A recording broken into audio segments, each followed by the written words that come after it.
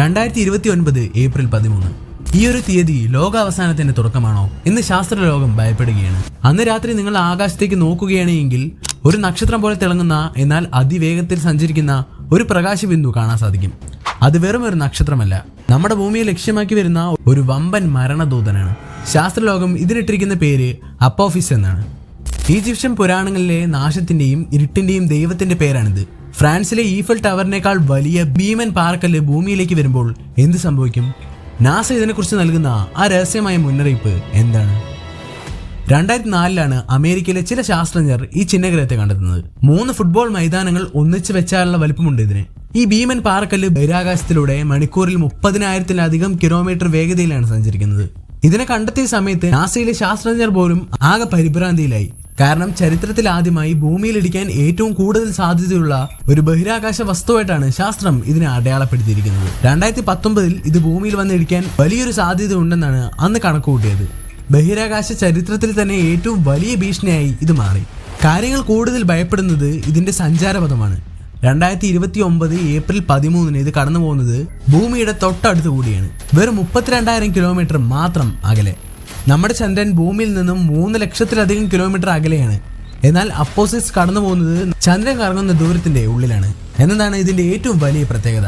ചരിത്രത്തിൽ ആദ്യമായി മനുഷ്യർക്ക് ഒരു ചിഹ്നഗ്രഹത്തെ ടെലസ്കോപ്പ് ഇല്ലാതെ വെറും കണ്ണുകൊണ്ട് ആകാശത്ത് കാണാൻ സാധിക്കുമെന്നതാണ് ഇതിന്റെ മറ്റൊരു പ്രത്യേകത. ഇന്ത്യയിലുള്ളവർക്കും 2029 ഏപ്രിൽ 13 ഇത് വെറും കണ്ണിൽ കാണാൻ സാധിക്കും. ഒരു നിമിഷം നിങ്ങളൊന്ന് ആലോചിച്ച് നോക്കൂ.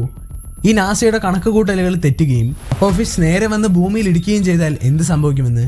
പണ്ട് ഡൈനോസറുകളെ ഇല്ലാതാക്കിയ ആ പഴയ പാറക്കല്ലിന്റെ അത്രയും വലിപ്പം ഇതിനില്ലാത്തതുകൊണ്ട് മനുഷ്യവംശം ഒന്നടങ്കം ഇല്ലാതാവില്ലായിരിക്കാം. എന്നാൽ ഇത് ഉണ്ടാകാൻ പോകുന്ന നാശം എന്നത് വളരെ വലുതായിരിക്കും. ഇത് ഭൂമിയിൽ ഇടിച്ചാൽ ഉണ്ടാകുന്ന സ്ഫോടനം ഹിരോഷിമയിൽ വീണ ആറ്റം ബോംബിന്റെ 1000-കണക്കിന് മടങ്ങ് ശക്തിയായിരിക്കും. ഇത് ഏതെങ്കിലും കടലിലാണ് വീഴുന്നതെങ്കിൽ വമ്പൻ സുനാമി തിരമാലകൾ മിനിറ്റുകൾക്കുള്ളിൽ തീരദേശ നഗരങ്ങളെ മുഴുവൻ വീഴും.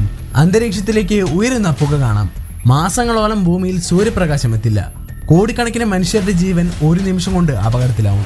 ഇതിന്റെ അപകട സാധ്യത കണക്കിലെടുത്ത് നാസ ഒരു ബഹിരാകാശ പേടകം ഇതിനെ നിരീക്ഷിക്കാൻ ഇപ്പോൾ തന്നെ യാത്ര അയച്ചു കഴിഞ്ഞു. ഇന്ത്യയുടെ സ്വന്തം ISROയും ഇതിന്റെ ഭീഷണി നേരിടാൻ തയ്യാറെടുക്കുകയാണ്. ഇനി ഈ ദൗത്യത്തിന്റെ യഥാർത്ഥ ക്ലൈമാക്സ് എന്താണെന്ന് അറിയാമോ? വർഷങ്ങൾ നീണ്ട നിരീക്ഷണങ്ങൾക്കൊടുവിൽ ഏറ്റവും പുതിയ അന്തിമ പഠനം പുറത്തുവിട്ടിട്ടുണ്ട്. 2029 ഈ ചിഹ്നഗ്രഹം ഭൂമിയുടെ വളരെ അടുത്തുകൂടെ പോകുമെന്നത് സത്യമാണ്. എന്നാൽ ഇത് ഭൂമിയിൽ ഇടിക്കാനുള്ള സാധ്യത 0%. അതെ, 2029 അതിനുശേഷമുള്ള 100 വർഷത്തിലും അപ്പോഫിസ് ഭൂമിയിൽ ഇടിക്കില്ല എന്ന് ശാസ്ത്രജ്ഞർ 100% ഉറപ്പ് നൽകുന്നു. ഇതൊരു വലിയ അപകടമല്ല, പകരം ബഹിരാകാശത്തെക്കുറിച്ച് പഠിക്കാൻ മനുഷ്യന് പ്രകൃതി നൽകുന്ന ഏറ്റവും വലിയൊരു അവസരമാണ്. അപ്പോൾ 2029 ഭൂമി തകരില്ല എന്ന് ഏകദേശം ഉറപ്പായി.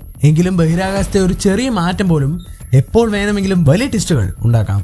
നിങ്ങൾക്ക് ഇതിനെക്കുറിച്ച് എന്താണ് തോന്നുന്നത്? ഭാവിയിൽ മനുഷ്യവംശത്തിന് ഭീഷണിയായി ഏതെങ്കിലും മറ്റൊരു ചിഹ്നഗ്രഹം വരുമോ? നിങ്ങളുടെ അഭിപ്രായം താഴെ കമന്റ് ബോക്സിൽ ഉറപ്പായും കമന്റ് ചെയ്യൂ. വീഡിയോ ഇഷ്ടപ്പെട്ടാൽ ലൈക്ക് ചെയ്ത് ചാനൽ കൂടെ സബ്സ്ക്രൈബ് ചെയ്യൂ.